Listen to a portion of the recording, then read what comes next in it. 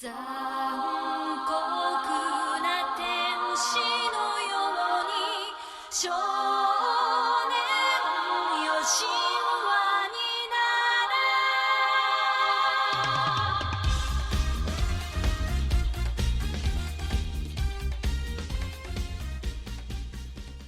All right, welcome back, everybody. We're on episode 6 of Drop Culture's Neon Genesis Evangelion Extravaganza. Yes. Yes. Rei 2, the Electric Boogaloo. Yes. Or, as Netflix calls it, Showdown in Tokyo-3. Rei 2. Ooh, ominous there, a little weird. Yeah. If you've been listening along with this, of course, the first 5 episodes have been really kind of action-packed. The last couple of episodes, Shinji's long walk with the introduction of Rei into it, have kind of given us a little bit more insight into the couple of the main characters big time. Right, You know? for It's sure. been a Shinji-centric series up until then. And then whenever Rei comes into the picture, that's another element that's a very, very surprisingly big element if you haven't ever seen the show. That's right. So, which I think is a really cool way that they've introduced her. They kind of showed a little bit of whatever backstory that she has, but nothing really too concrete. Yeah, so she's always kind of been in the background up until last episode. Yep. You know, like we knew something bad happened to her. We kind of found that out last episode, what really happened. Right. And we're starting to find out a little more and more about her character. Right.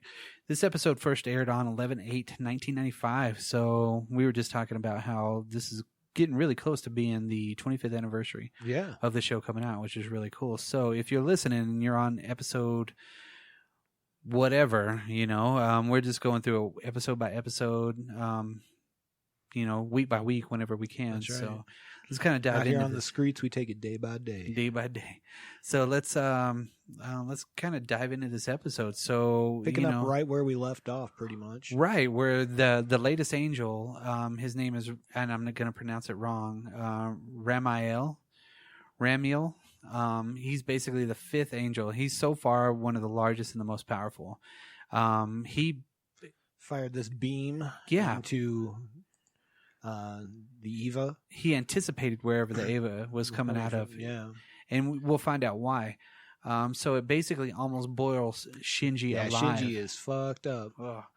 Yeah, I mean, he really kind of whenever it basically goes straight to his S2 engine, the core of the Eva Right. at that point. But they pull him down just in time. I mean, literally, they would have had like 3 or 4 more seconds, and he would have been dead. Right. So we realized that he's been boiling alive on the inside of it. Well, we know how hot it is on the outside from when, It melts the fucking building. well, the one dude's hands too. Yeah, I mean that thing literally melts the building in front of him whenever Yeah. it fires, which is crazy. So that's a huge amount of energy that's coming out of that thing. So these angels are learning; they're sending these different ones out. Absolutely. And this guy is like a badass angel too, and very weirdly shaped. yeah, it's kind of like a diamond or something. 2 pyramids. 2 pyramids put together, yeah. and whenever something gets in its proximity, that's when it fires. Whenever it Well, yeah, finds a 'cause threat. Yeah, we'll get into that. Yeah. So, and basically it goes dark after it attacks him. Shinji's pretty much dead at this point, you know. Yeah, pretty close too. Yeah. But what's really cool, again, you get to see a little bit more of the technology in this part of it too, because they start doing a heart massage while he's in the LCL fluid or the. Well, yeah. So they take him. Misato's like instantly. She's like concerned for Yeah. him and him alone. She gets him out of there, and then Yeah. they take him to like the recovery bay. Yeah. They're basically, yeah. She's kind of walking with him. And that's when they send up the balloon dummy. Yeah, well, because at that point too, the angel starts that long pink drill because it's penetrating. Yeah. It's actually penetrating the actual the NERV headquarters, the geofront. Earth, yeah. Yeah, so it's a kind of a weird, I don't know, I don't know how you say it, like a weird prop to use, the big pink drill, you know, with the soft pink head on it. Yeah. It's kind of crazy. Yeah. Yeah, it's a little different. Basically Shinji's almost about to die, but Misato is really kind of sticking with him, and this is again something that I noticed: you don't see anybody else except for these people. That's right. You know, which is really cool. Is they're really kind of lending that, you know, that these are the central everything, and all the arbitrary characters don't need to be there. There's only certain arbitrary characters that need to show up, and those are the guys that are in headquarters, things like that. Right. But as far as like anybody else, there's nobody ever around, you know, which is kind of crazy. So So they bring out that Ava balloon, which that's a fucking badass balloon. Yeah. It's like it even says 1-for-1, like a 1-for-1 ratio. Yeah, so it's huge. It's being towed by a fucking tugboat or some shit like that, right? And like, do you think they have that thing set on autopilot? Because as soon as it lifts its hand up, that's whenever it deems it's a threat. And because it's, again, it takes them a while to get there. So as soon as it deems it a threat, it fires on it. Boom. Right. And it fucking destroys the fucking balloon and probably a little tugboat underneath it. Poor guys. And that's when the dudes come out with like the German Type 12 SP mortar. Yeah, self-propelled mortar. Yeah. And then, of course, the Angel acts in self-defense after it fires on them because it doesn't recognize it as a threat immediately. And then it destroys that fucking thing too, because after it fires, it hits its AT field, and you can see it bounce off the AT field. Yeah. So that's the first time you can see that AT field from a distance by the naked eye. Right, which they speak to later. Yeah. So basically, it's like I see it as the Angel acting in self-defense, not necessarily attacking. Right. It's waiting to be attacked, and then it shows. It has its own mission, obviously, with the drilling. You know what I mean? And it's directly on top of headquarters, like Absolutely. straight down. So that's whenever I really like this part because this is showing Misato's assertiveness and her military tactics. Absolutely. She's trying to think of a way to get through it. So they're bringing in all the variables, and they're talking about how they get within a certain radius. And the Angel starts attacking, which, like I said, I think it's just more of it's acting on a threat level. Right. So it's going after them, even though it has its own deal, it has its own defense. It's like a flying fortress. Right. Like it cannot be broken. And even Misato realizes that part of it. Yeah. She's just like, oh, so it's just basically like a flying fortress. And they're like, yeah. So they got to figure out a way to actually go after it. And they figure out that it's going to take 10 hours until it breaches NERV headquarters. Yes. At that point. So it's like it's going to be at like exactly 6 minutes and 54 seconds past midnight. Was whenever it breaks through all the different layers. It's like 40 something or 22 layers of protection. Yeah. And it'll take less than 10 hours from that scene right there.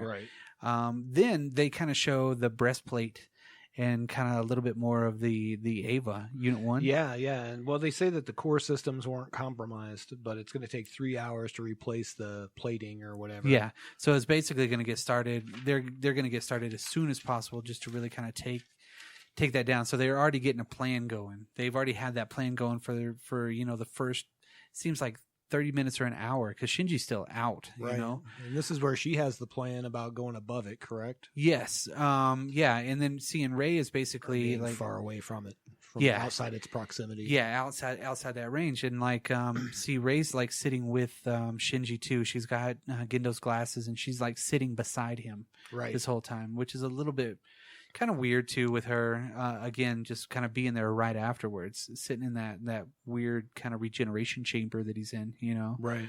And it kind of is it's a little, I don't know, not necessarily foreshadowing, but a little bit foreshadowing in this episode because as a protector, right, because she's protecting him a little which bit too. We find out, like you said, here in just a bit. Yeah, and then whenever they come up with that idea to fight from a distance, all the Magi computers, because there's 3 of them, they all have to agree on something, and they say it's an 8.7% success rate, which is like the only realistic plan that they got because they can't get in close, they can't do anything because they don't know how much that beam's going to be, and they can't surprise it. And then they also talked about from that distance that the positron cannon won't do it.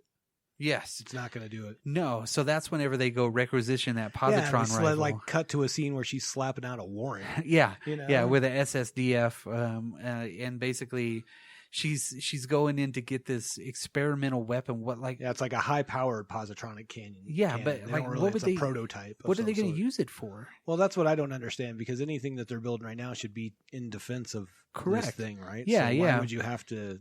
Are they having something to fire across the world? You know what I mean? Because it adjusts for the curvature of the Earth, right? So and it's in rifle form because they show a little bit of the Angel's rifle, but it's not powerful enough to penetrate, right? Not from that distance. Correct. Yeah. And they also talk about the amount of wattage that it'll take. It's 180 million kilowatts, right? And then she says because Rei grabs the rifle, she lifts the roof off the motherfucker, right? She lifts the whole roof off. She's like, careful. Yeah, careful. That thing's a prototype. And then home dude standing beside her is like, well, we need 180 kilowatts to penetrate the AT field. Use the power of Japan. Yeah, and she's like, "Oh, we got the power right here." Which she's like she's 3 steps she's ahead. processing quick. She's Hannibal Smith on that shit, right? Right. Basically, what comes next is they're showing that they're going to black out Tokyo. Yeah, and this is kind of cool because this is where we first, I think, and to me anyways, my memory is the first time we see other cities, really. Tokyo-2. Yeah, Tokyo-2. We see it's like a prefecture or something. quite a few different places of old Tokyo. Mm-hmm. You know? They show a lot of things going off, and the TV stations going on, the big screens going on, the radio, everything basically saying there's going to be a blackout from this time to this time. Correct. Yeah. And of course they're going to media play it, and they're not really saying what it's for. Right, of course, right. you know, they're not saying that Ava needs our power, you know, which is pretty crazy too, because that whole scene, it's still barren out there. Yeah. You don't see a lot of people. Nope. You see Toji and fucking Ida, Right. and they're playing Sega. Yeah. You know what I mean? They're playing Sega in their little room, just like, oh, cool. I guess we're gonna be in blackout. And they're kind of like, what's up? This is weird. And then they're talking about the shield. Yeah, the plating that was for It was a old, well, from what I remember, plating for a ship or something. yeah, right? it was like a spaceship. Yeah. That's what I remember from the original dubs too. They were talking that it was basically an experimental plating for a spaceship. Yeah. And so they're going to use the bottom of a fucking spaceship as a shield. And doesn't she say, yeah, it'll at least buy us like 11 seconds or 17 yeah. seconds, because it's coated with some special ionic weird plating or some shit like that. Right, so it'll right. withstand that blast, which is pretty awesome. So 17 seconds it'll withstand at their point, you know, so where Right. they're actually going to. So that's whenever they get more into the let's call this Operation Yashima, you know, because they set where they're going to go. They know everything. Right. Again, it's all planned out. They're in motion. I mean, these people get some shit done. And, well, not only that, but I'll say Misato, man, came up with that plan on the fly super Yeah. quick, dude. Which was, you know, she's under pressure and only has so much time. So Yeah. no She gets wonder to she's in shine. the position that she's in. You Yeah. know what I mean? It was Because up to this point, I'm like, why is this girl running this? yeah, why is she running this shit? And you get to 'Cause- see why. Yeah. It's really cool too, because at one point that one dude leans to her and says, why don't we just wave a white flag out there? She's like, the thought has crossed my mind. Right. But let's try Yeah. this first. I got this idea, which is really cool. So she gets everything approved, of course, and everything's going through. And now Shinji wakes up finally. Right. So of course he's probably been out for 5-6 hours or something like that. Sure. And he wakes up and Ray's there. But Ray comes in the room because it's like she senses him waking up almost. Because she goes and grabs food. She's in different clothes. She's not in her plug suit anymore. And she basically, like, he wakes up and she throws his fucking suit at him, right? Right. It's like, here you go. Here's this new plug suit. Here's the operation. As yeah, she just starts follows. laying it out. Yeah, very cold and unfeeling, and basically is like, this is what's going to happen, so get ready. You better eat something. You know, and he's like, I don't want to pilot it anymore. I almost died. She's like, stay in bed. Yeah. I She's got like, this. cool. Yeah. And like they're reprogramming everything for me. Yeah. And which you don't really get to see a lot of them talking about that, which it might be like some sort of a ruse too to get him up. Right. You know, she's Well, kind of they playing did. him a little I bit. think they did talk about that in like the last episode, right? Well, in the last episode, but not in this one. Right. You know? Right. So I think she's kind of cleverly basically saying, hey, if you're not going to do it, I'm going to do it. And she knows that's his trigger Yeah. to like wake up and be like, all right. So they have that embarrassing anime moment. Right. You know, where Where he's like, oh, I'm naked. Yeah, whoops, burning.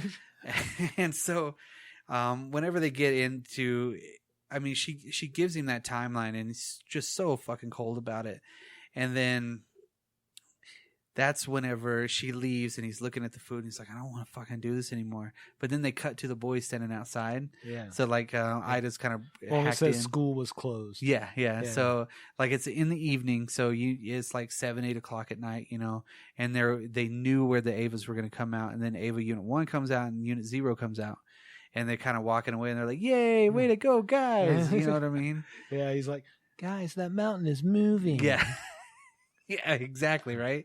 And they both come out. She's got the shield and everything, Right. which she's. And that's there. where we find out he's going to be the gunner, basically, and Yeah. she's going to be the defense. Yeah, that's when she's like, what's crazy is she is kind of in the background, and I like that shot too, where they're showing the light shining Yeah. through them, and she's like, so I guess I'm just gonna be running protection, you know, so she kind of figures out her lot in this point. So she Right. knows that she's going to have to protect him. So again, I think that kind of leads back into the first part, Yeah. you know, where they're starting to build that relationship, you know, and For she's sure. always